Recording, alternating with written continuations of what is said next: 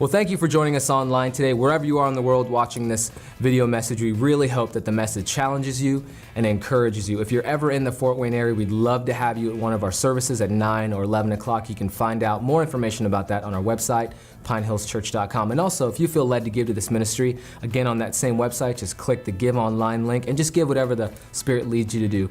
But once again, we really hope this message speaks to you, meets you where you're at, and challenges you. We're praying for you, and we hope you have a wonderful day.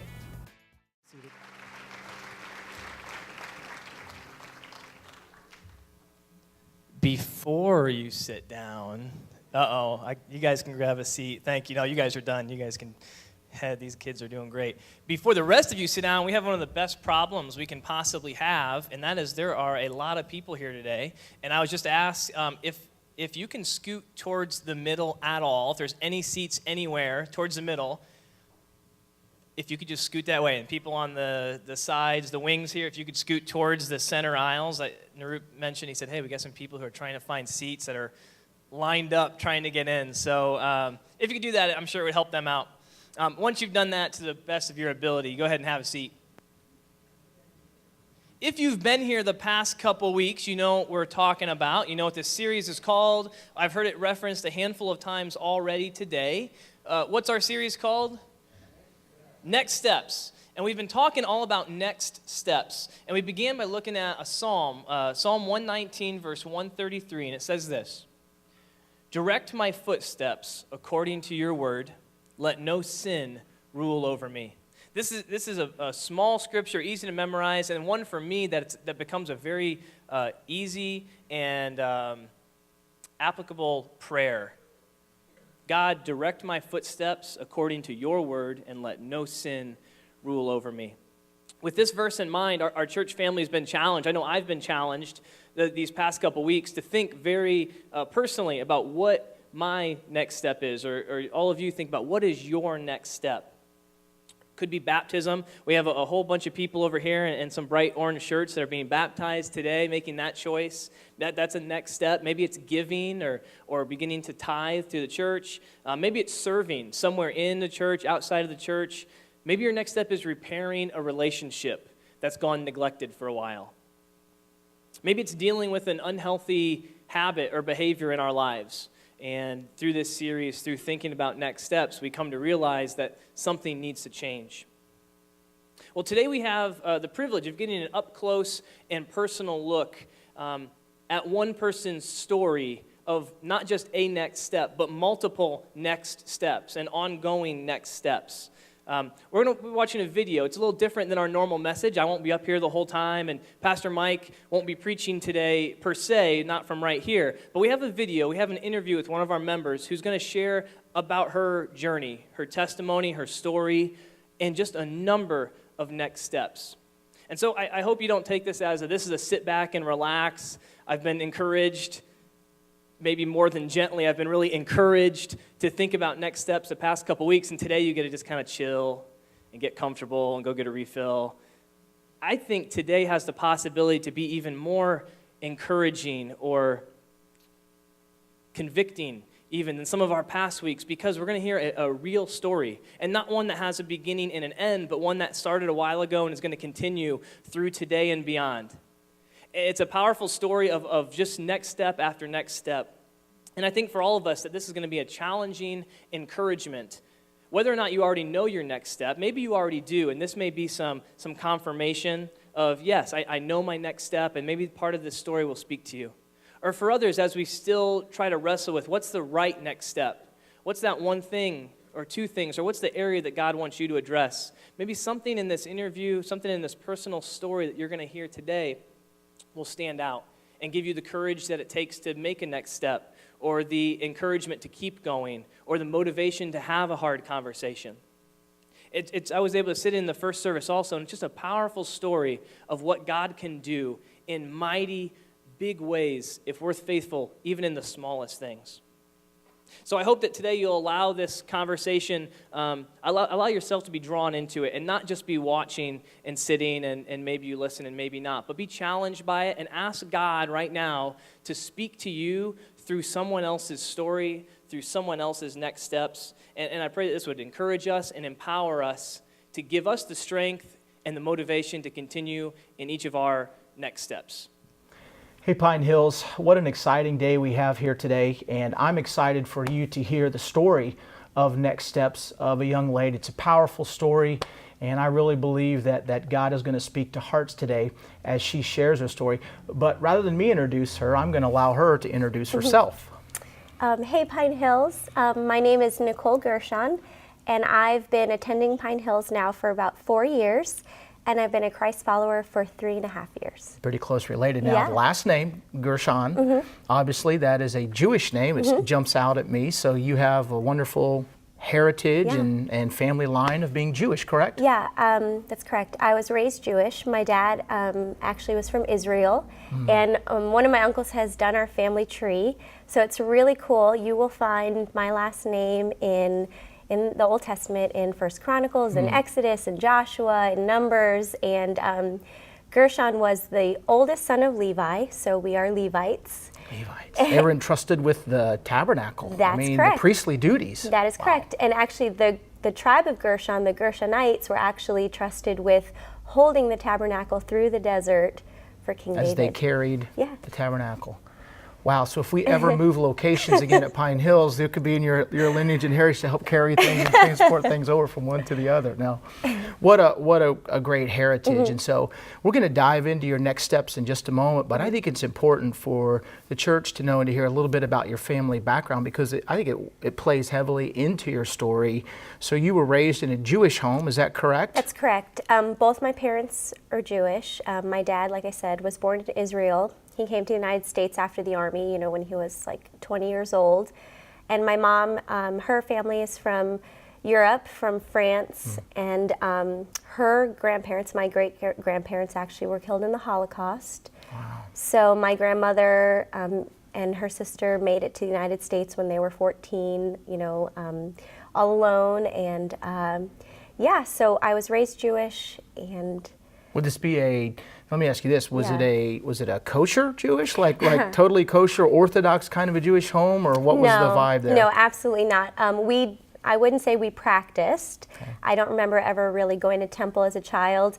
And I always heard stories that my mom's mom, my grandmother, would cook with bacon fat before she got married. So you definitely weren't kosher. You weren't even sort of kosher. No. I mean, my dad was the only one who was really cautious with what he ate, but no, we didn't practice or keep kosher. Okay, Yeah. but yet you still had your heritage, Yeah. proud of your Jewish lineage, grandparents in the Holocaust. I mean, what a line, tracing all the way back to the Old Testament. As you grew up, you guys spent time in New York, right? New York City, and so you were there, as I've talked with you a little bit, had a great family unit. Family was very important as you grew up, is that correct? Yeah, absolutely. I mean, we were raised to family to be everything. New Yorkers and Jews in general are very, very tight-knit communities, and we did everything, big holidays together as a family, and everything was be proud of who you are, where you've come from, and your family, and to stand by them through everything. So let me ask you a question. As you grew up in the Jewish home, not Orthodox though, obviously I would assume there was an understanding of God as revealed in the Old Testament, Yahweh, Jehovah, but probably no really tie-in with the New Testament and actually Jesus himself and that type of thing. So am I correct that you were raised sort of with a general understanding of God from an Old Testament standpoint? Is that correct? Yeah, absolutely. My dad would, a lot of our bedtime stories would be, like children's versions of Old Testament stories. Okay. So I remember those very strongly. I remember hearing those all the time, and having faith in God and knowing who God was, actually more of a fear of God.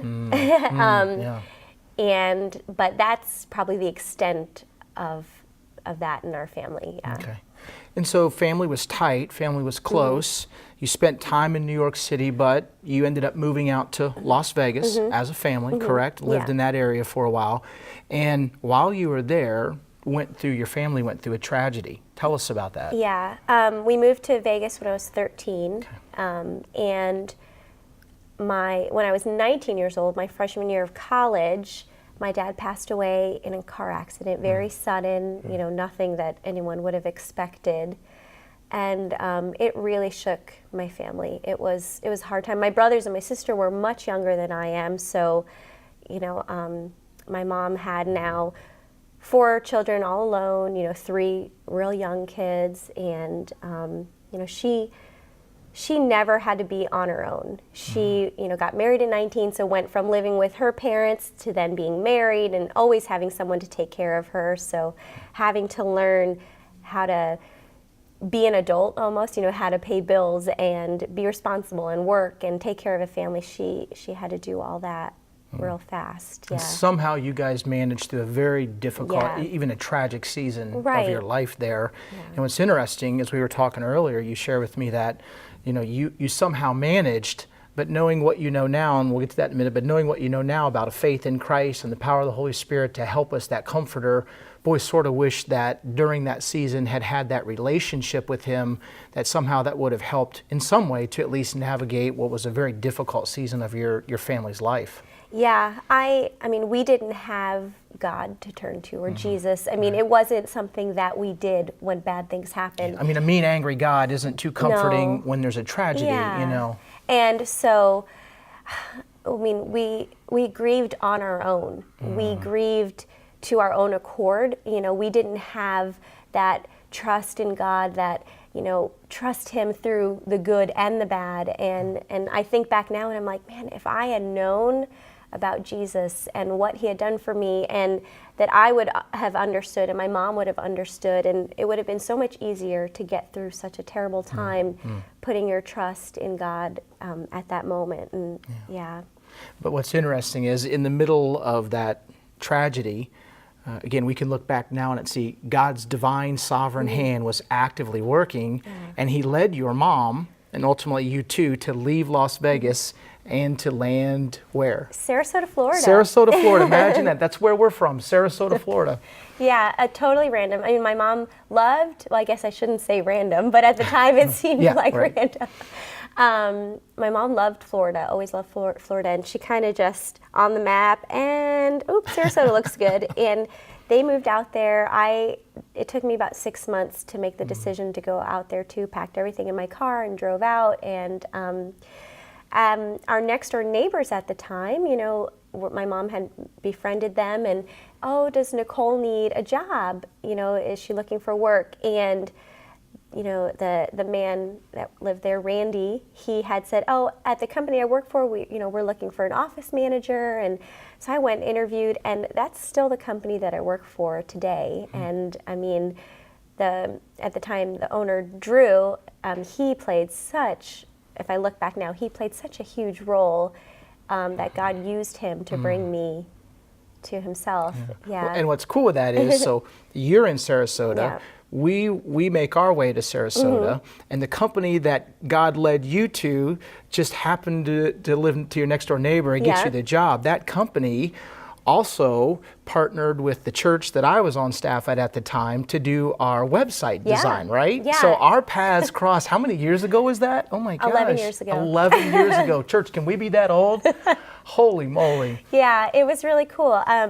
Faith Baptist was one of our clients, and we did your networks, and we're working with you on web design. And I remember being the office manager sitting at the front of the office, and I used to see you come in all the time, and never really. We'd speak. We'd say, "Hey, I Yeah. still can see where you were sitting as we came in the office." Never thought Golly. much about it at the time. Oh my! And little would we know that some 11 years later, we'd be sitting here recording a video about your story. I mean, it's just fascinating, Yeah. fascinating. So, you worked for the computer company. It's now called ITI. Yeah. I was on staff at the church.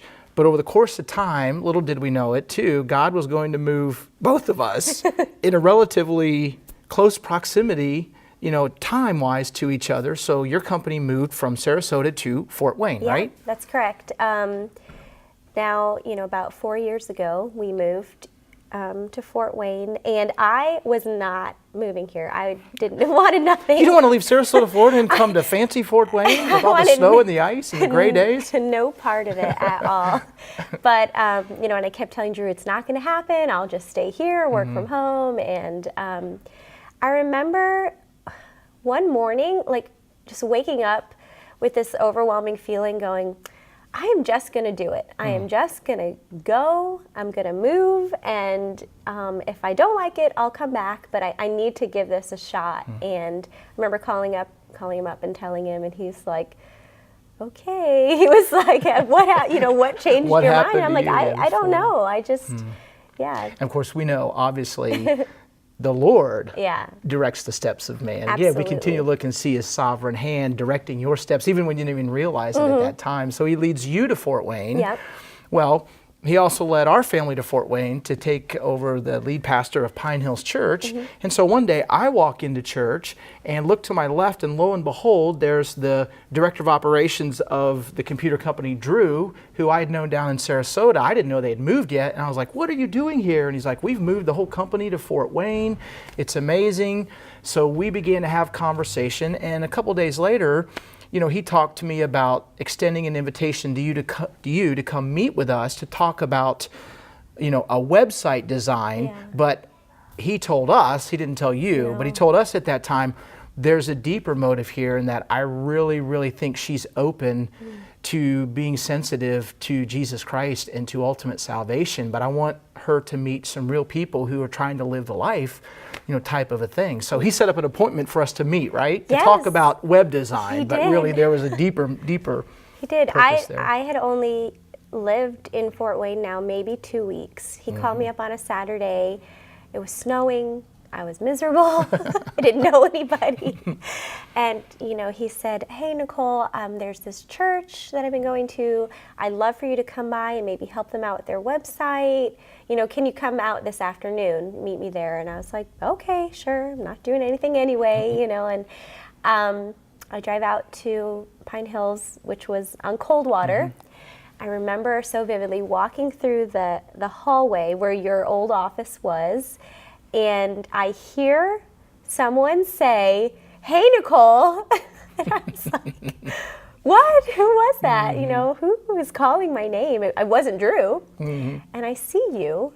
And I was so confused at that moment. I'm like, Pastor Mike? What are Because we you? had seen each other since It Sarasota, and was for a all you good- knew, I was still down there. Yeah, I had no idea you moved to Fort Wayne, let alone in this church that I'm walking into. And I was like, what are you doing here? And you told me that you had moved the family here. And it was awesome.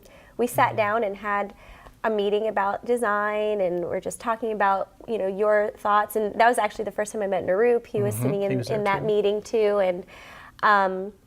And so you said to me, hey, Nicole, you should probably come to a service, see what the church is like and what we're all about, get a real good feel of Pine Hills. And, before I even could say anything, Drew's like, oh, well, she's Jewish, right?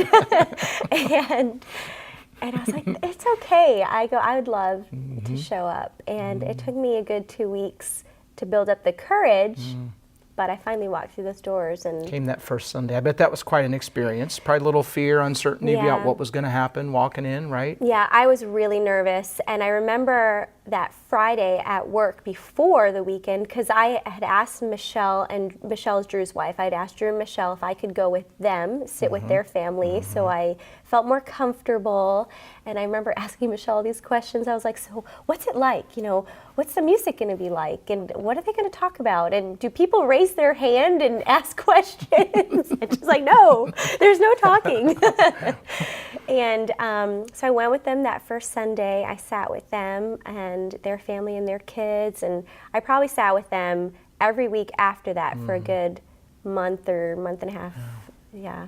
And so this is where it's all good, but it gets even better here. So you come to check out the church. Beware of those sneaky pastors. To check out the church, to get a feel for how Yeah. you could design the website.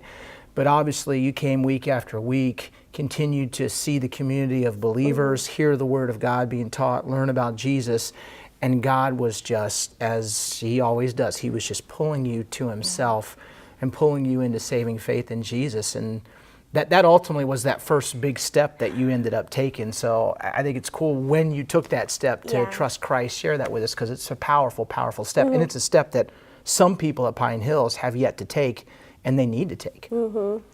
Yeah, I was coming every week like I said, and I was falling in love with the church, and I fell in love with Jesus. Yeah, and it wasn't. I remember so strongly. It was Good Friday that same year, so just a few months later from the first day I walked into church. I was sitting by myself, and I was just emotional. I cried through the whole thing, like sobbing, crying, and I prayed that Lord, I want to give my life to you. And at that moment, and we did communion that day, and that was my first time. First communion, salvation and first Taking communion on the same communion. time on Good Friday. Just wow. It was so moving. Like I can remember what that feeling was like, and I never want to lose that feeling.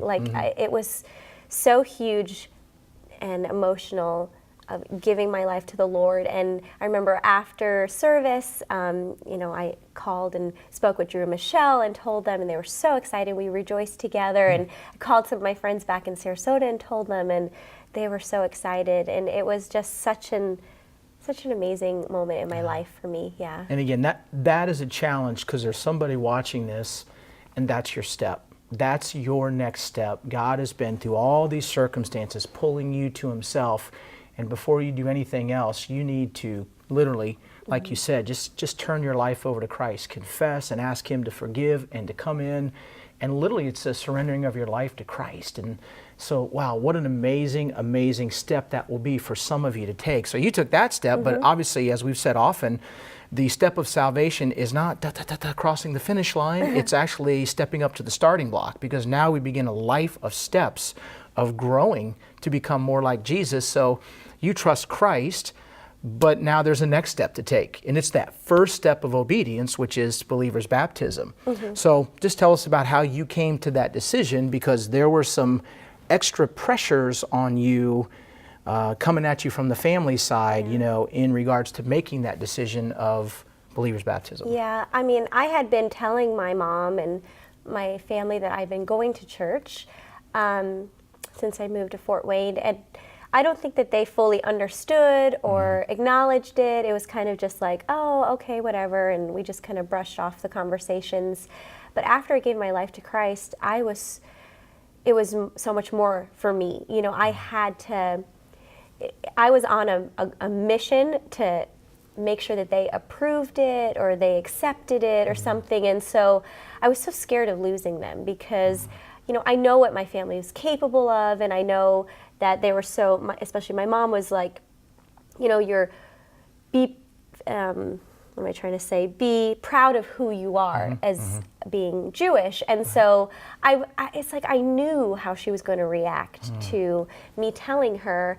And I remember having a conversation with you, telling you how I was feeling about this. And you said, Nicole, you can't wait for your family to accept it. Your mom may never accept, your decision to follow Christ. And, at that moment I realized I just need to go through with believer's baptism. And I made the decision to do it in August that same year. So just, again, a couple months later. And Michelle and her two children, Crystal and Cece, also did believer's baptism that day with me. And so it was like a family affair, kind of, wasn't it? It meant a lot to me, and I will always remember that. But at that moment, things changed for me with my family. With your family. Drastically, yeah. And this is important, because as I said in week 1, sometimes our steps of obedience, that step of obedience is a step that leads us into suffering. And the writer of Hebrews says that Jesus learned obedience through His suffering. And so sometimes we have to learn obedience and gain that growth through suffering. And that's exactly what the step of believer's baptism was for you. You suffered at the hands of your family, even at them, the expense of saying, boy, you're not even part of this family anymore. If you're going to take this bold of a stand, they viewed it almost as if you were turning your back on your Jewish heritage and your family. Literally, did they not realize that it's actually a full acceptance and understanding of it? But you took a step of obedience that led to suffering. I mean, I'm correct in saying that, right? When you went forward, for believer's baptism. Absolutely. I mean, at that moment was the start of no relationship with my family for the next 3 years. I mean, my mom and I had one big blowout where she told me I was no longer her daughter, that I wasn't part of the family. And from that moment on, my brothers turned on me, my sister, and even my grandparents. I mean, I had almost no one in my family who would acknowledge I was part of their family, never mind talk to me. And that lasted for a good 3 years. A good 3 years. Yeah, I mean, it lasted what seemed like forever to have no relationship with my family. See, there's somebody here. The step that God's leading you to take is a step that may bring suffering with it. And I want you to hear from a young lady who's lived it. I mean, 3 years worth at those who were closest to her. But I remember us having a conversation, and I remember you basically saying this, that while I love my family, PM, I love Jesus more. And my love for Jesus demands my obedience to him, even if it means my family turning their back on me. And I don't think I'll ever forget that. That was a powerful statement, but you didn't just say it. You then went out and you lived it. Yeah. And that's what these next steps are all about, is taking that step, knowing that there may be some suffering that comes with it. So I want to talk about some other next steps, but I do have a question for you, because I think this is huge. So you took that step of believer's baptism, family, in essence, for 3 years, turned their back on you, didn't want to have anything to do with you. You went through a season of suffering with them while you're growing in your faith. But do you regret in any way, shape, or form taking that step that brought that suffering into your life? Not at all. Not at all. One bit of me regrets it. I would do it again, the same exact thing, every time if I was given the opportunity. I mean, I put Jesus before my family because that was the right thing to do. And my family didn't understand it. They thought I was crazy. Did you say they were talking about, can they get you some help? Yeah. Come home and they'll get you to see a doctor or something like that? My brother at one time told me, come home, we'll get you help, you'll see a doctor, you'll take medicine. I mean, they literally thought that, choosing to love Jesus over your family, relationship with your family, meant that you were mentally, damaged or something. And those were hurtful words to hear from people that you love and trust. And but I just had to constantly get through it. And God reminded me over and over and over again over these past few years that I made the right decision, and that that he had a bigger plan for me, and to love him was so important, and to make him the center of my world. Yeah. So we could stop the video now and say, wow, that's great. All these things happened. God brought you to saving faith, and you've been obedient, followed in believer's baptism. Wow, Nicole, that's great. High five. But the story doesn't stop there, because as we've said, this whole life is a journey, so it's a life of steps. So salvation, and then there was the believer's baptism, and that promoted growth. And then there was just that step of taking your gifts and your talents, which you're very gifted in the graphic design, web design. And so you then are now using those gifts and talents for the ministry of the church and for the glory of God, correct? Took that step? Yeah, and it's been amazing, to be able to use your talents that God gave you to serve at Pine Hills has been huge for me. I love it. I get to work on the website, which is a ministry in itself, and work on graphics, series graphics, and branding for the logo, new new logo with yeah. the P, love it. That came out of so- that creative design God's given you. And just to remember that everything I do is to glorify God, and to use my talents to glorify God is so huge, and it's amazing. What an honor, huh? Yeah, it is an honor. But again, the steps continued, right? And you've been faithful in using those gifts and talents on a regular basis,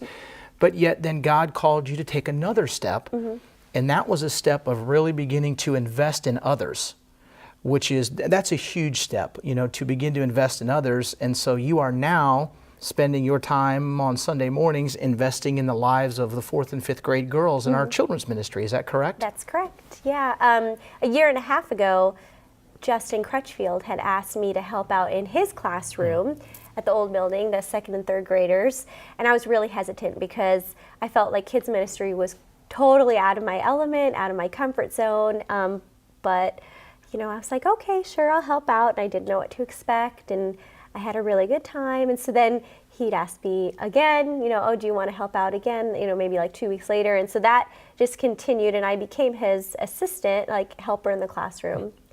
And then when we moved to the new building, I took on the role of being the small group leader in the 2nd and 3rd grade classroom. But it was still like every other week. It wasn't, I was committing, but I didn't feel like I was all in, And then it wasn't until this fall when Amy DeConick had asked me to take the 4th and 5th grader girls to Miracle Camp for Fall Blast. And I was so excited because I've been to Miracle Camp and I know how fun it is. Yeah. And I was, so excited. And Sean Richards was the boy counselor. So we went together with the kids, and we both were just so blessed by them. I mean, the experience was so much more than I could have ever imagined, to see these kids worship Jesus and to pray together and help each other and then play games and like everything they did, and their hearts were in it. And I came back and just so pumped. And we had another conversation in the hallway at church, I remember, as you're like, God's birthing in me, this old boy. I never would have thought, but I was so excited. And so it spoke to Amy a little bit about it. And so she had said there was an opening in the 4th and 5th grade classroom for a small group leader every week. And I was like, I'm in. Totally in on that. And so since then, I've been serving kids ministry every week in Kaylee's class. Yeah, I was going to say, my daughter Kaylee, I am a personal recipient of this through my daughter, through your investing. And it's just fascinating to me when I consider your story. I mean, your background, your history, everything that God did. I mean, man, talk about somebody that could be mad and angry at God. You took my father. Why would I ever turn to you? And yet, none of that. There's this saving faith and there's this growth. And now you're investing in the next generation of the church. And here we sit talking, and you're investing in my daughter. I mean, it's humbling. It's mind-boggling. This is what the next steps do, right? Yeah. And so, again, we could stop here and say, Nicole, this has been a great story. But as we've said, each week, everybody has a next step. So I think you're probably wrestling and praying, and God's beginning to reveal to you what your next step or what a couple of your next steps are. Is that correct? Yeah. I mean, I've been thinking about it for quite a while now, but after the sermon on, what are your next steps, I've really, really been praying about it. And one of the things that has, come to my heart is starting a Life Together group with some other friends, to co-lead, and just something for young singles, young professionals who really, really want to be challenged in the Word, something that is, not, something that really drives you, to learn more about God and to really be a part of His life. But on top of that, I thought, well, it's not just there. My family, I have a relationship with them again. God has restored what was very broken recent. for a while. Yeah, and it's every day it's building and growing and restoring. But they still don't know Jesus. They don't know God and what He's done for them. And so I feel like my next steps are helping them with their first steps. And I've just been praying for them and for them to know His mercy and His love and, for their salvation. Yeah. How powerful is that? That each step that you've taken and the growth that's happened has produced such a growth in you, such a growth in Nicole, that now part of her next step is helping her family, a family that turned their back on her for a while, take their next steps. I mean, I think that's just a powerful testimony to God's grace and His patience and His just constant growing and developing in you. So Nicole, I thank you for taking time to share your story, a powerful story, your story of steps. I thank you for loving Jesus and committing your life to Him and investing in the ministries of Pine Hills, investing in the next generation of the church. You sing in the choir as well too. I mean, it's crazy. But I thank you for sharing your story, because I think your story strikes a chord with Pine Hills Church and with those of us that are at Pine Hills Church. And so as we wrap this up, I really want you to think about, what is your next step? What is God leading you to do? Is it a step of salvation? Is it a step of believer's baptism? Is it a step of stepping out to serve in some capacity? Or what if your next step is like Nicole's, and your next step is to help somebody take their first step? Whatever it is, know that we will be found faithful in those steps, as the psalmist said in Psalm 119, 133, direct my footsteps according to your word. Let no sin rule over me.